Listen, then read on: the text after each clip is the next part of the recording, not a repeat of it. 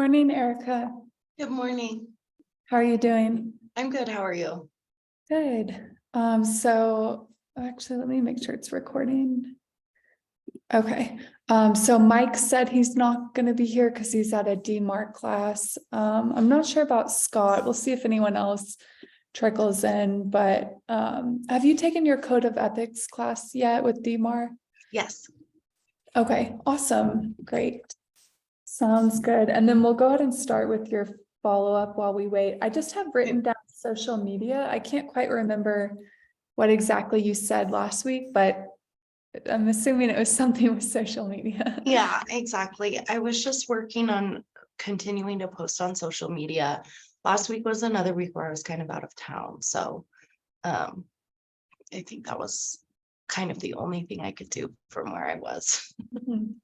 Yeah, I mean, that's the great thing about social media is you can do it anywhere. So Yeah. let me pull up so are you scheduling out your posts or are you planning them ahead of time? Yeah, I'm trying to plan them ahead of time. And I think I mentioned I looked at one of the things that we did in our um coaching sessions where there was a calendar and not following it exactly because I don't know that posting every day is sustainable, but it's given me a lot of ideas and I'm trying to follow that. So I scheduled some things if it's like a holiday or it's not changing, I scheduled that. Um, but I haven't been scheduling like featured listings or anything like that because I feel like sometimes like this happened to me once I tried to schedule it out and then it was like under contract or something. Yeah. So I stopped doing that. Yeah, that's happened to me before. I also started, once that happened to me a couple of times, I started including a disclaimer about like I would edit it and say this is under contract. However, if you're interested in homes similar to this, let me know. So Well, that's if you've already, I mean, if you're just pulling photos from the MLS and it didn't take you that long, you might just change the whole thing. But say you go to the home and film a walkthrough and you spend all this time on it, I would still use it, just change the caption to reflect the status. So, but yeah, I like I put up your Instagram. I like your featured listings. I like your Mother's Day. Was the Mother's Day, did you do that through Command? yes, that one I scheduled through Command. Okay. Awesome. Yeah. Have you noticed which type of posts typically get the most engagement? Have you been looking at your analytics? Yes, definitely reels get the most engagement. And honestly, my cat gets the most. Yeah. So Yeah, Instagram's really pushing reels because they want to compete with TikTok. So it makes sense that they're pushing those out and they're just more engaging. That said, it's easier to schedule out like templates. So that doesn't mean that you only only post reels. You can still post templates. Just I would prioritize reels. And that's funny because my cats also get most engagement too. So yeah, it's funny, but it's sometimes the personal aspects of your life are what people really connect with you through and then end up like, I mean, a lot of or probably most of my clients, would bring up my cats to me like during showing or just ask how they're doing or like bring up videos or stuff because they were also either cat lovers or just animal lovers. So I think that's fine. You have a very cute cat. So thank you. I'm happy to show her off. yeah. Awesome. So do you have any questions for me about what you've been doing on social media? No, I don't think so. I feel like I just have to kind of like be consistent and grow because like I feel like when I find reels on like my For You page or something, then I go to that person's profile and just kind of see like, do they post similar content to this reel and am I going to follow them? So I feel like I need like a portfolio, like Mhm. just be consistent and keep building. Yeah, it does take time. And you mentioned this a minute ago. I think theoretically, if you're able to post every day, that's great. However, I feel like for a lot of people, it's not sustainable. I know for me that I've tried it and it's not sustainable, especially when I try to put out mostly videos. So I definitely would use like the command templates to help kind of fill in some of those days, but I don't want you to like overwork yourself or burn yourself out on social media. So I feel like really like slow and steady growth wins the race, which it sounds like you're already focusing on, which is great. So awesome. Okay. So we'll do our icebreaker. So I have another question. If you could only eat one food, and it could be a specific dish or something more broad, if you could only eat one food for the rest of your life, what would it be? I think just broadly pasta. Okay. Any kind of pasta. Yeah, that's a common one. Broadly sushi for me, but specifically nigiri, just like the rice and then the fish on top. If it was high quality, if it wasn't, I wouldn't be able to do it. But if it was high quality fish, that would be my meal of choice. Okay, awesome. And then let's do, oh, actually I almost always skip this. So have you been attending any of the Ignite sessions or watching the recordings? No, but I think that's gonna be on my list this week. I'd like to catch up and start doing those now that I'm kind of back and on a routine. Mhm. Okay, awesome. Yeah, so that's continuing this week.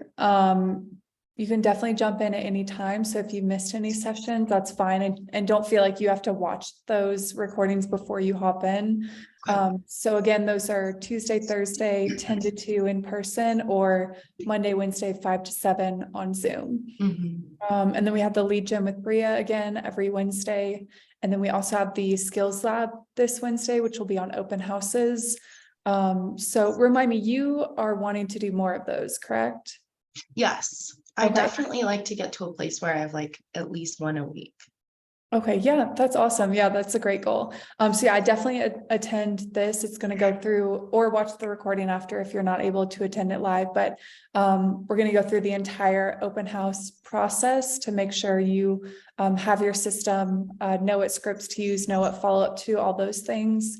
And then there is a CMA class that conflicts with that. However, both of those will be recorded, so you can pick which one you prefer. For me, I would recommend an open house, since I know you want to do those, and you're not the only one. I know Mike, Scott, and probably every one of y'all wants to do more open houses. So I would probably prioritize that over learning how to do a CMA at this point.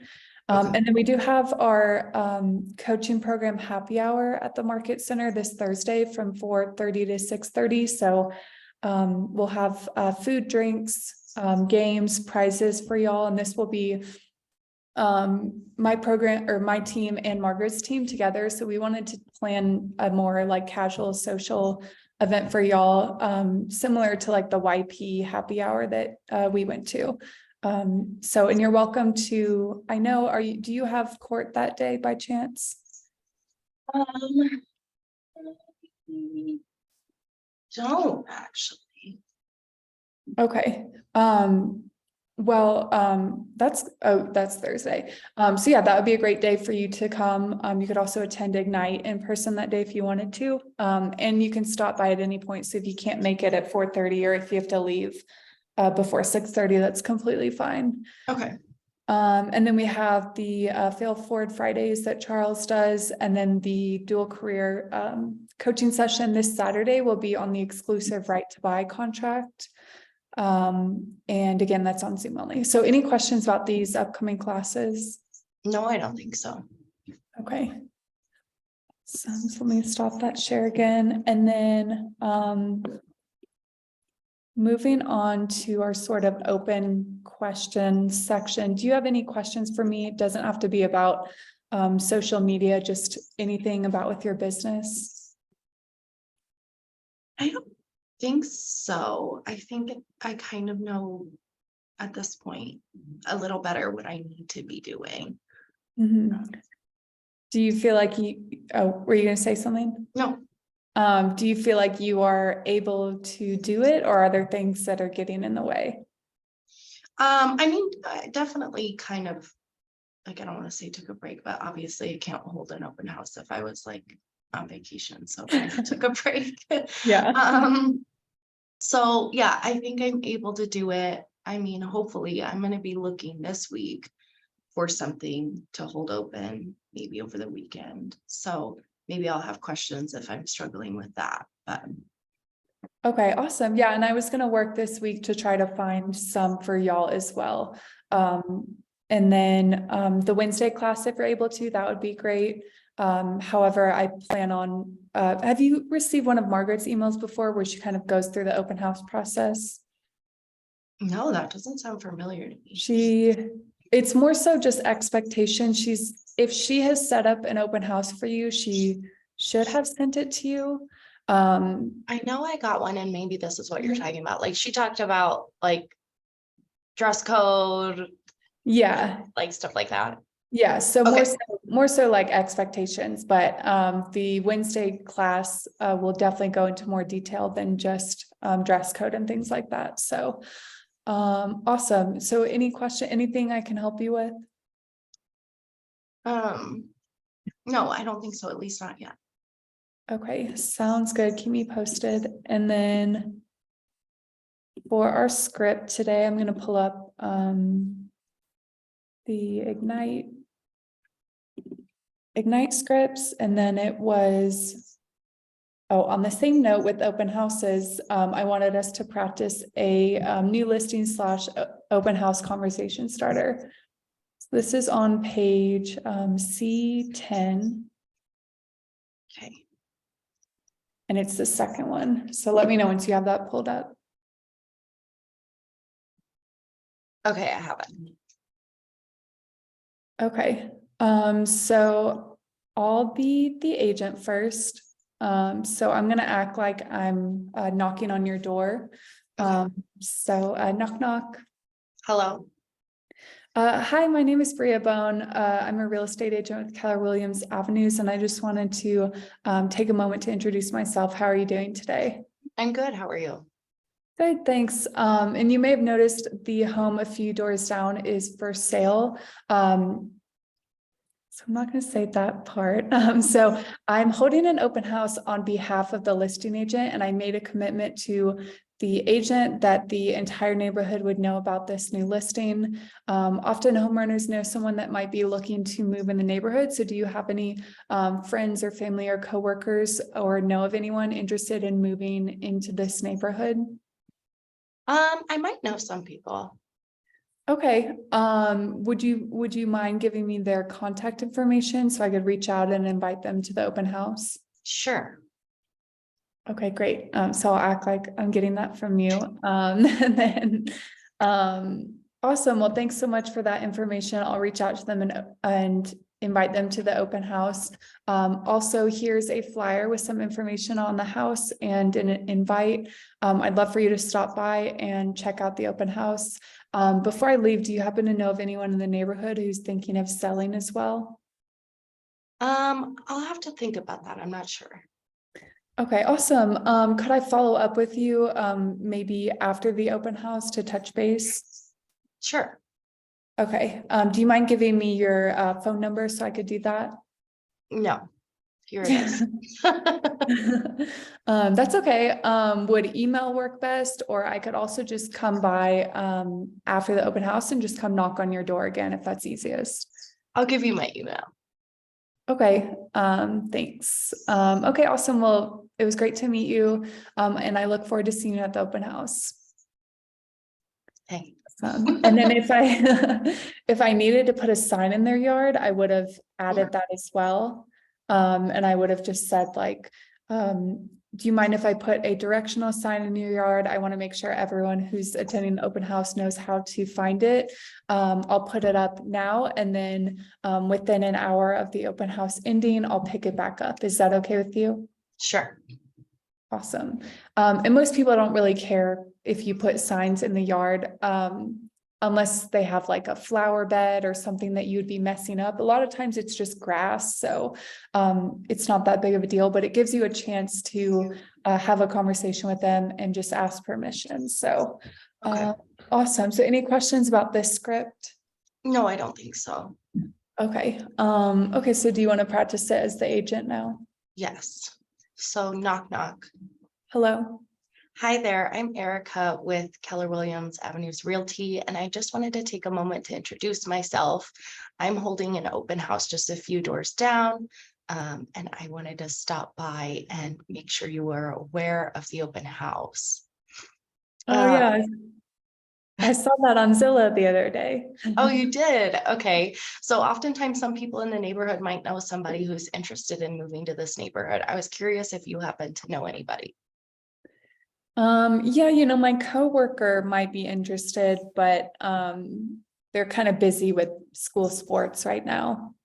Okay, would you be willing to give me your coworker's contact information and I can follow up with some details about the open house? Maybe, you know, I'm gonna see them this afternoon because our kids play soccer together. So I could just bring it up to them and maybe do you have a card you could leave me that I could give them? Yeah, absolutely. I'll give you my contact information and you can share that with them. Okay, awesome. Also, here's some info on the open house and an invite for you to come to the open house. So we'd love to see you stop by. And do you know anyone else in this neighborhood who's might be interested in selling? Not at this point. I mean, I feel like most people move in here and then never want to leave. Okay, well, that's definitely a positive. It's a great neighborhood. I understand that. So I'll give you this flyer. Feel free to attend. I'd love to see you at the open house, and you can also share the information with your friend, and hopefully he or she can come by as well. Great, thanks so much. Thank you. Awesome. And I will say this script doesn't have this question listed, but I do think it's a great question to ask someone. Like you would say, like, as I'm prepping for the open house and people that are coming in and visiting the neighborhood, what's your favorite thing about this neighborhood? Or you could also ask, like, what's your favorite and least favorite? And then sometimes that leads the person to either say, you know, I love this neighborhood, I'm never going to move. Or they say, you know, I actually hate this neighborhood and I want to move out. So I don't love anything about it. So that's Yeah. a good question to ask to get more info. And then there's one other thing I wanted to say, but I couldn't remember. Did you have any questions about that script? No, I don't think so. Nope. Okay. Have you been door knocking or did you door knock before the open houses you've held before? I did not. I think probably in both instances, I think the listing agent did. Oh, okay. Yeah. Nice. And then, and that's what I thought of. So one thing to keep in mind with sellers is when they come into the home, they're not typically coming in because they want to buy it. They're coming in because they want to see how it compares to their home, so they know what their home is priced for. So I always start with some sort of question as they're coming into the open house. And one of my favorites is, do you live nearby? And then they would typically tell me like, oh yeah, we live in the neighborhood and we just wanted to check out the home. Or like, no, you know, we're renting 20 minutes from here, but we want to move over here. So I recommend some sort of question that will broadly classify them as either a buyer or a seller. So then you can know what direction to go towards with the conversations. Because if you're trying to sell a potential seller on the house, they don't care about that at all. They just want to compare it to their home, figure out the price and leave. So does that make sense? Yeah. Okay, awesome. Any last questions or thoughts about this script? I don't think so. Nope. Okay, sounds good.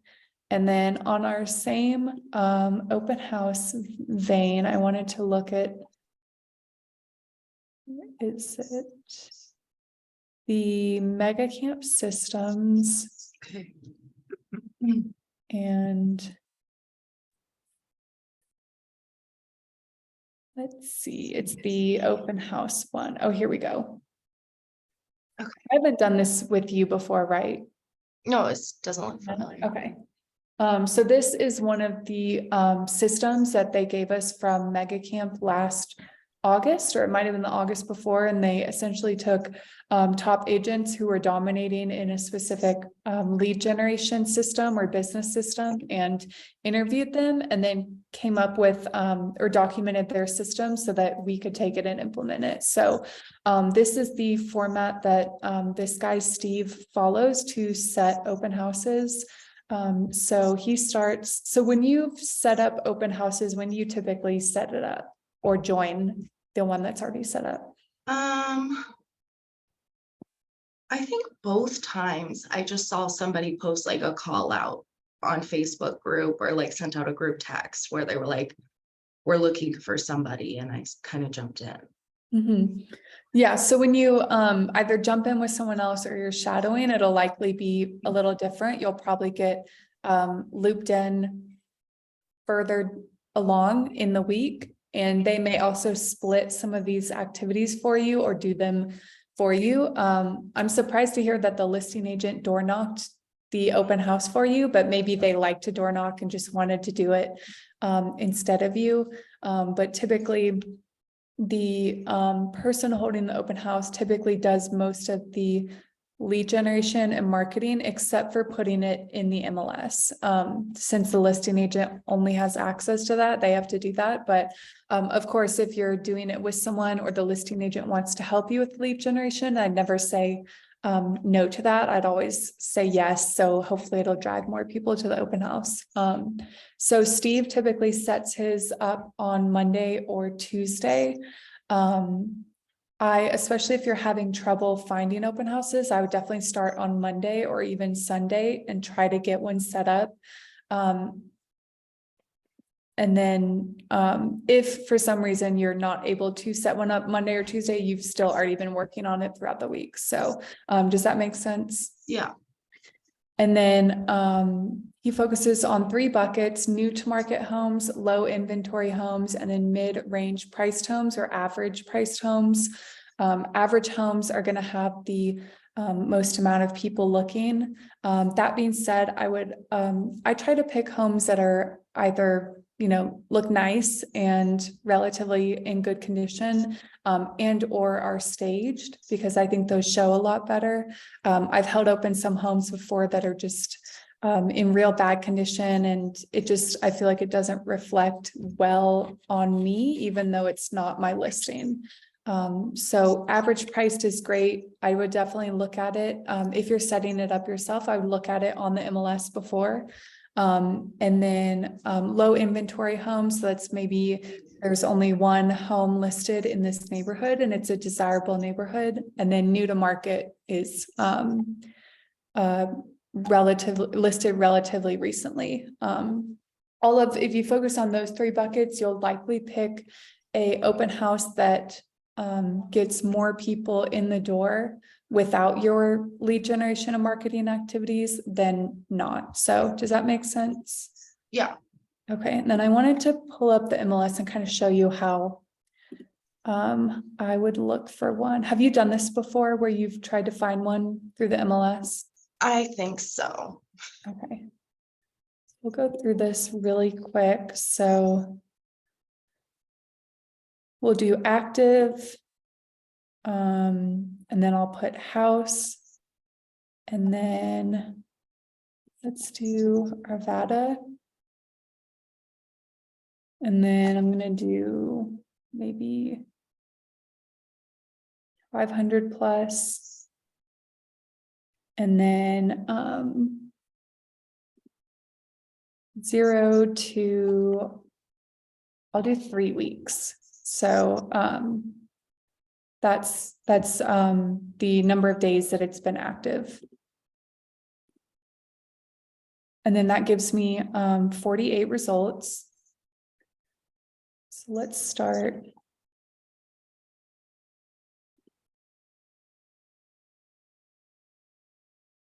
So that's not bad, although that does look like it's the seller, occupying it. So let's see. You can also add additional fields, and then let me see, I think it's under occupancy, occupant type. There we go. And then back. So I'm going to select a vacant. Okay. Because I think there's more of a chance that they would let me hold an open house.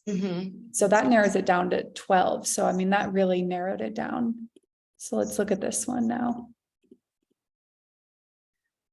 Okay, so this looks like it's staged. And this looks like in great condition. Another thing to think about is if you're going to be doing social media content there as well.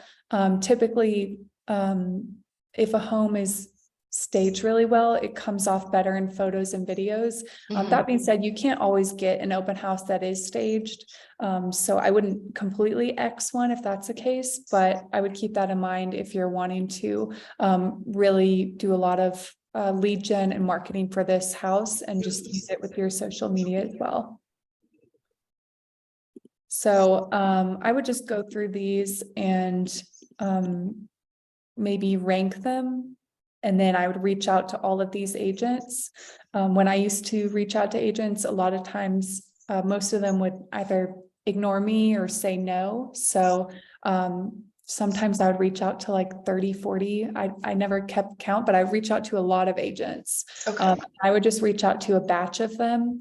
And most likely, I don't think I ever had 2 agents respond that they wanted me to hold it open. And if that was the case, I could do one on Saturday and one on Sunday. But because of the kind of low conversion rate in terms of getting them set up, I felt comfortable reaching out to multiple of them. Okay. And then say I did all those criteria and there were still like 50 homes and I didn't want to go through all those, then I would maybe increase the price, or I would narrow down on the location a bit more. But I do think filtering for vacant definitely helps narrow those down. So any questions about finding them on the MLS? No, I don't think so. That was helpful. Okay. So let's go back. Okay. So he does 2 to 4 open houses per week.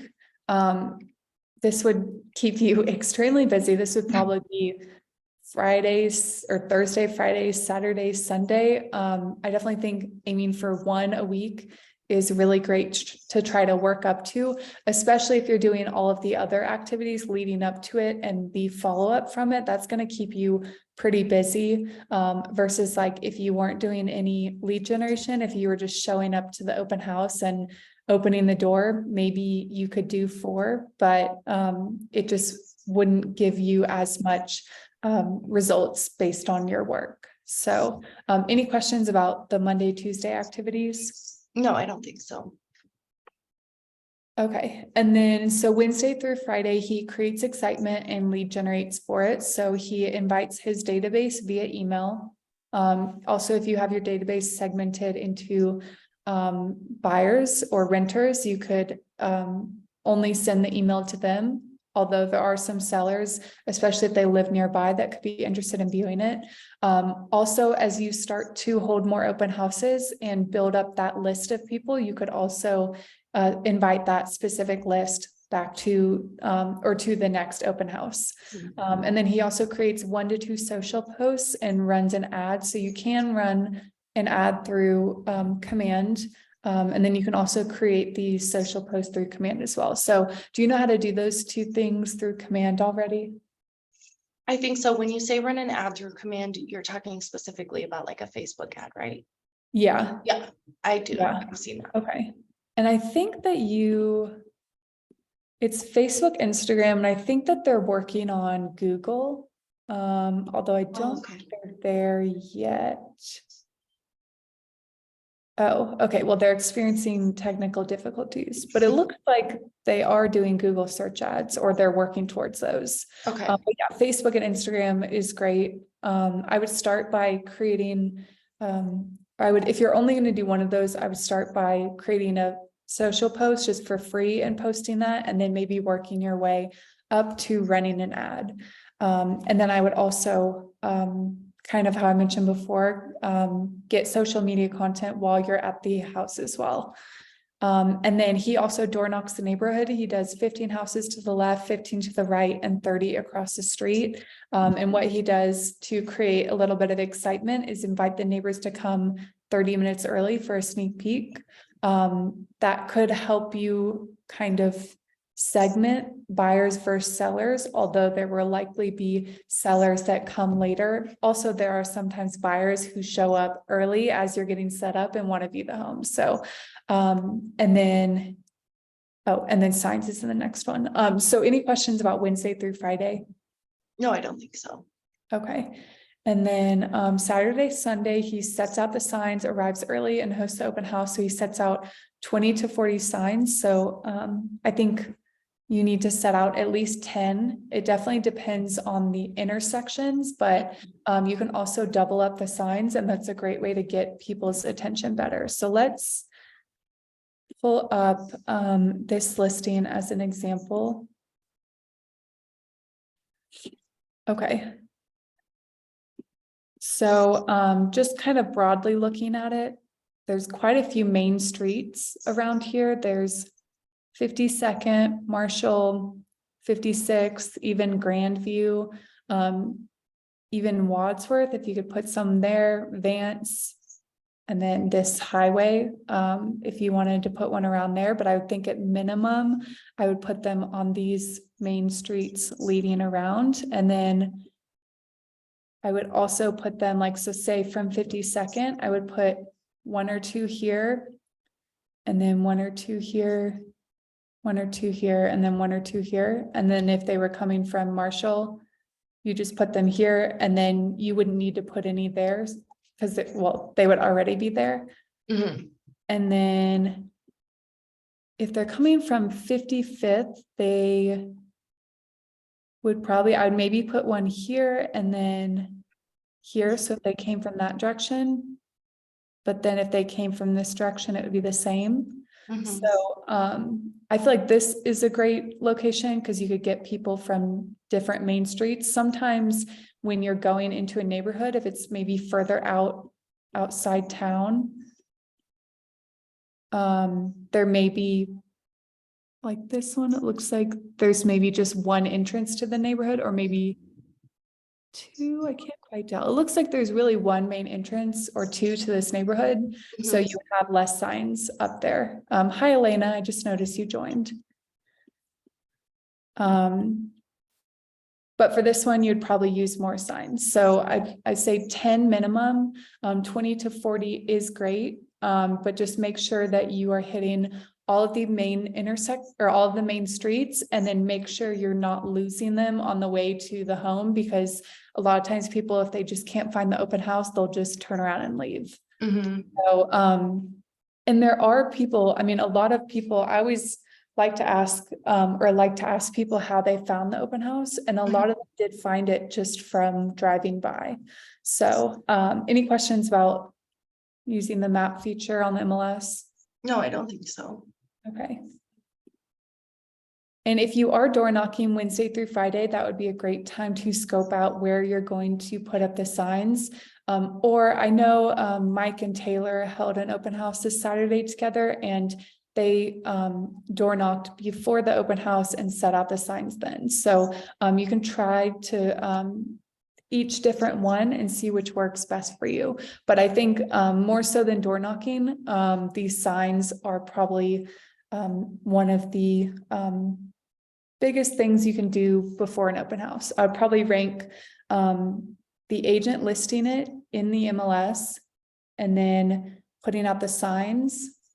And then I would probably rank door knocking / social media / email as kind of all the third ones. So does that make sense? Yeah, I think so. Okay. And then we do have an inventory of signs you can check out that we keep at the North Market Center. So I think I've talked to you about this before. Definitely start out by borrowing ours. And then if you're holding one a week and you're really getting into a rhythm with it and you really like them, then I would invest in your own. Okay. So, and then he arrives an hour early to make sure you're set up and ready for the neighbor preview. So he would be 30 minutes early to the 30-minute early sneak peek. So assuming you're not doing the sneak peek, and assuming you've already set out your signs and everything else, I would arrive at least 30 minutes early. That gives you time to set up everything, maybe 15 minutes to get everything set up, and then you're ready in case someone arrives early. And if they don't arrive early, then that gives you time to get social media content. You could even arrive 45 minutes early. When I used to hold open houses, I would get to the house between 45 and 30 minutes early so that I could get all my social media content done and not have to worry about someone arriving early. And then I also would, it's kind of random, but I would bring my laptop and create a hotspot. So if I'm just sitting there 15 minutes early and no one's showing up, I could do some other work and I didn't really feel like I was just sitting there wasting my time. Okay. And then he has his registration sheet or online form ready. So I always just did a physical sheet. Is that what y'all did for yours, or did you have like an app that they filled out? We had a physical piece of paper. Okay. Yeah, I've seen people do both. I always just did a physical because it felt easier to get them to sign. And then I also created a sign that said, I think it just said like, please sign in. And then I put it in one of those plastic stands that kind of sticks up. And I felt like that helped because most people would see that as they walked in and just knew that they needed to sign. And if they ever brought it up, I would just say the seller and listing agent want to keep track of who is viewing their home. And I think I maybe had a handful of people over the like 40 open houses I ever held say no. And I will say that was when I was just getting started and didn't really have the sign or my systems in place yet. And then I would always try to take a peek after they signed. So I made sure I could read their handwriting. And if I couldn't say, for example, read their email, I would try to verify it before they left. And then I also think it's a great idea to create a flyer in Command, and you can put your information on that as well. I would also have your business cards. So say, for example, a seller comes in and they are not interested in the home and they say, oh, I don't want a flyer, then you can hand them something else that's smaller and still has your info on it. And then I also would always print out the MLS sheet. So I would do this for myself. See, print to PDF. So that I would have this either on the table or on a clipboard. So if they had any random questions that I didn't know the answer to, then I could just have this ready. I would typically go through and highlight like the square footage, the price, everything. And I would try to memorize that before, although sometimes with a lot of numbers, I wasn't able to memorize it. So I always had this ready to go. And I would typically pull it up on my phone as well, but it was a lot faster just to have this sheet printed out. Okay. Oh, whoops, not that. And then in terms of other printouts, you could get a printout from Mitch regarding loan information. Although I feel like the most important printout will be the sign-in sheet. Second most important, I would say, is your business cards. Third would be the open house flyer. And then fourth would be maybe loan information, neighborhood information, or anything else like that. Okay. So any questions about the printouts or getting prepped? So like when you're door knocking, would you be giving the people in the neighborhood like the flyer? Yeah, that's what that script referenced is giving them the flyer. And then it said like an invitation, but I guess you just orally be like, here's the flyer and I'm inviting you. And the Command, have you created an open house flyer in Command yet? I have not, but I definitely messed with it. So okay, let's thinking about loading. There we go. Always takes a second. So it does have information for the day and time on here. So you could, oh wait, it's up here. So you would put it here. And then it also has your info below. And yes, I would still be like, it's still verbally invite them. Mhm. And then you can let them know that all the info is on here. And then if they then say like, I'm, not interested or anything like that, then I would pivot to trying to give them your business card. Okay, and then this is kind of a silly question, but like, if you're printing open house flyers, do you have like a recommendation for like how many is enough, but not too much? Yeah. That's a funny question because Mike was asking me that Thursday, and I think we decided on like 30 to 40 Mhm. because they were going to door knock for an hour. And so those flyers were going to be for the door knocking and then the open house. Typically, I mean, it depends on how many people are opening the door, but I don't think you would ever get through more than 50 doors in 1 Mhm. hour because you're having to walk from house to house, even if not a single person answered. That being said, there will be some people that answer. And I would also think about if you want to leave the flyer, even if they don't answer or not. So I think in an hour, you could probably do like 25, 35 doors. And then depending on how many open house visitors, then I would have enough for that as well. So, and then with open house visitors, I think I would at least have 10, maybe 20, depending on how much work you do, leading up to it. So I would maybe the first open house print out more than you need just in case, or I would have it easily saved as a PDF so you could email it to them right there. Okay.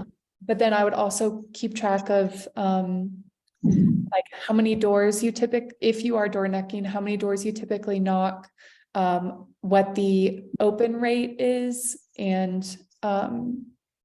then if you are giving everyone a flyer or only the people that open the door. And then I'd also keep track of how many people visit the open house and how many take a flyer. So Okay. does that help? Yeah. Okay. Any other questions about the printouts? No, I don't think so. Okay. And then, let's see, I'm trying to think of what else. Water is always great to provide, especially in the summer. Snacks as well. Probably I would always do like some sort of protein bar and then fruit snacks for both the children and adults. One thing I noticed with my open houses is, so I would typically set up near the front door, and then when I started putting my food and drinks in the kitchen, I noticed people taking it more versus when it was right by me. I feel like people felt awkward. Mhm. And yet I wanted to, because especially in Austin, when I was holding open houses in the summer, a lot of times it was over 100 degrees. So I'd rather them just, take it and feel comfortable enough to take it. So I started putting that in the kitchen. And then I also made a little sign to put there as well that told them they could take whatever they needed. Okay. And then if it's your listing, I think it would be a great idea to have fresh flowers in the kitchen as well. Sometimes people will even do like a candle, although the one thing to keep in mind with a candle is, are you going to be able to keep your eyes on it the entire time? Because that could be a fire hazard. Mhm. And then I'm trying to think of what else.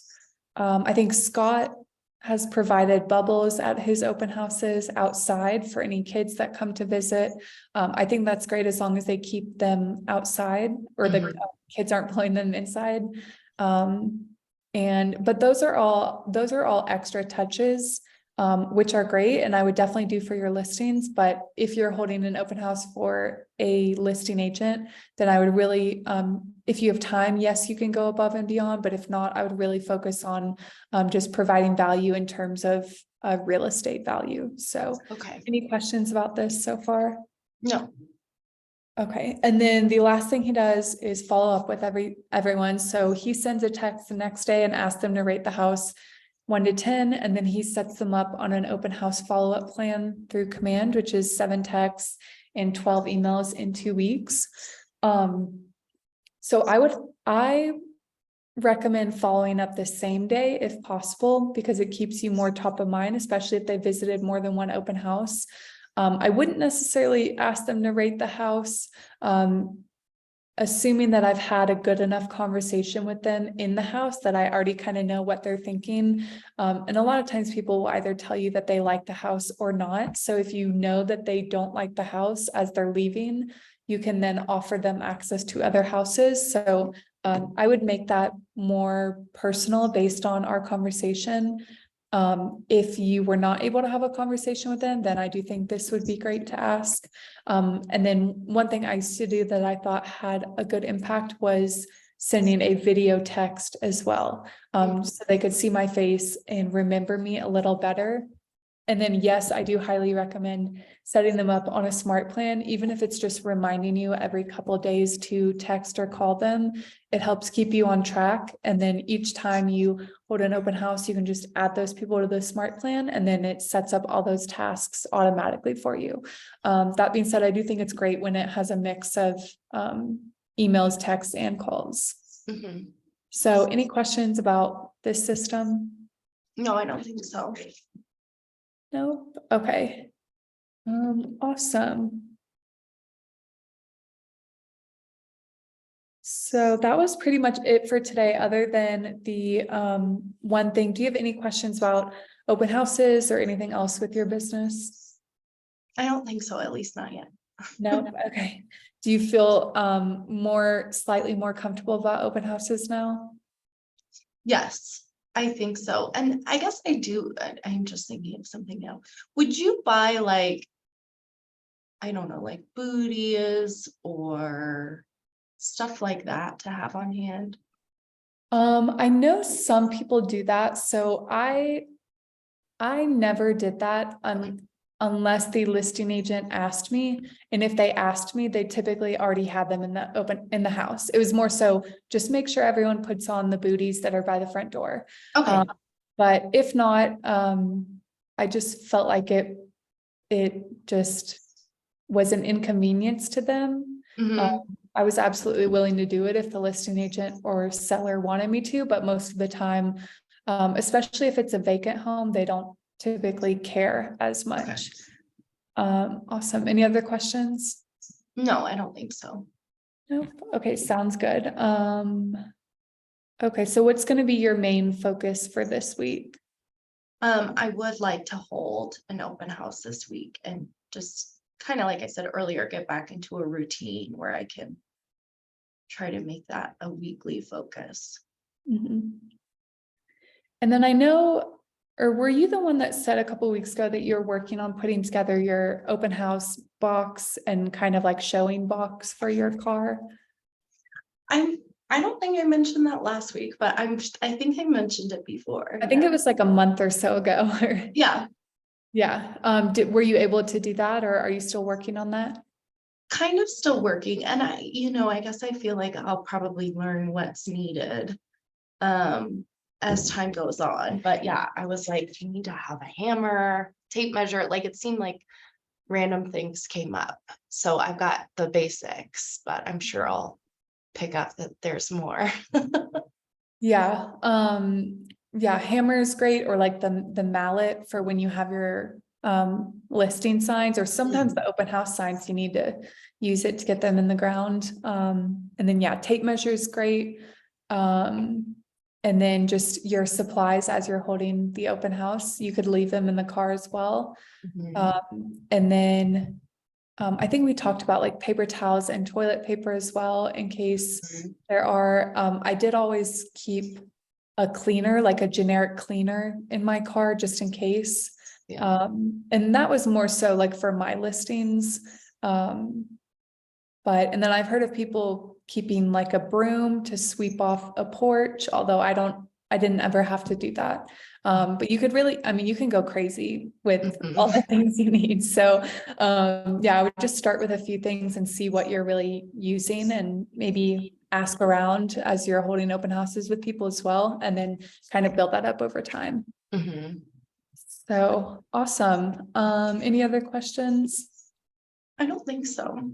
Nope, sounds good. Thanks for joining. Thank You got a little one-on-one today, which was I fun. know. But let me know how I can help with your open houses and your other lead generation activities. Okay, thank you so much. You're welcome. Have a good rest of your day. You too. Thanks. Bye.